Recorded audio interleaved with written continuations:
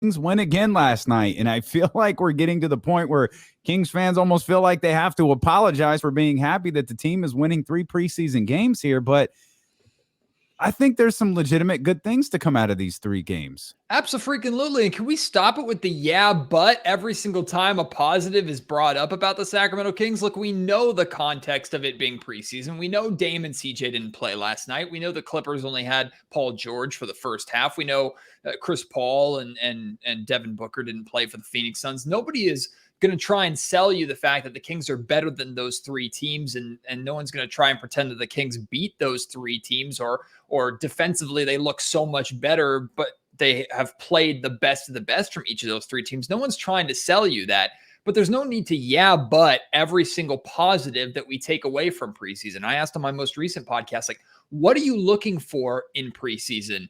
Because I guarantee you, if it were the other way, if it was flipped, if this Kings team was 0-3 right now, the same people would be freaking out and losing their minds that this team is incapable of winning a game. So 3-0, no, it doesn't matter. Final scores do not matter. But what does matter to me is the Kings are handling their business and winning comfortably against rosters that they should be better than, which is something that we've seen this team struggle with for the last 15 years. How many freaking times have we talked about this team playing to the level of their competition? I could count on 20 freaking hands the amount of games the Kings should have won, even in the Golden One Center era.